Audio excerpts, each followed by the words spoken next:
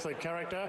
Favourite settles second last Swiftfalcon and 2 lengths away to St. Emilion. So Shangri-La Spring rolls to the front of the 1200 metres and Evaporate does the chasing. Blake Shinn puts him right up on the speed behind the front runner. Bridgetine Gal racing into a clear third and tugging along from Fingers Hunter. Then Depth of Character. Segura Rocks next in the run.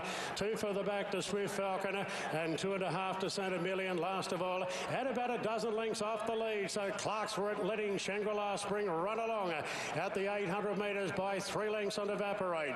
Bridgetine Gal racing to an outright third, a couple off to Fingers Hunter.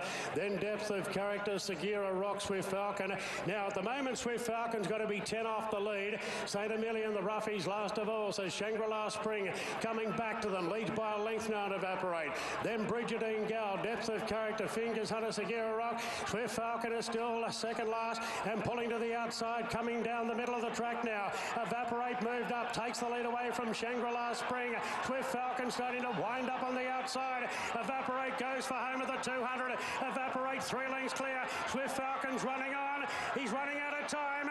It's Evaporate well clear and Blake Shinn had him close and Evaporate wins the Carbine Club, beating Swiftfalcon. Depth of Character third. Then Shangri-La Spring, Segura Rock. A gap in the field to Fingers Hunter, Bridgetine Gal and St. Emilion.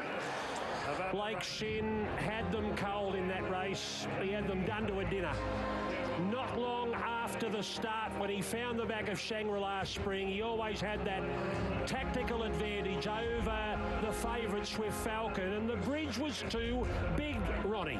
Well, you can't beat early speed when you can find a position like he did and have the talent that he's got. You know, he might have all the talent in the world, the second horse, but no early speed in races. It can bring you undone 9 times out of 10, and that was evidence there when he just, that was a one-act affair from the point of the home turn on. He had the leader in his sights, he had a handful of horse, and he just put the gap in him. He was good against Swiftfalcon, but it might be the story of his life with a pattern like that, and Depth of Character's run a nice little race there. But as to a 2-horse race, or was it a 1-horse race? Yeah, Swiftfalcon, Ronnie, I'm not going to bag the horse, but even if he drew softer where he could land that length or two closer, I don't think it made any difference today. Evaporate was just way too strong tactically, like you said, speed-wise. He gets up on speed, he comes back underneath Blake Shinn. For a fleeting moment, I thought he was going to over-race there. He got his head up a couple of times with Blake, but then once he got it down onto the chest, relaxed well, but his turn of foot up over that trip I thought was pretty good. So, yeah, all honours with the winner, Evaporate. So Blake Shinn is on the board for the Hayes boys.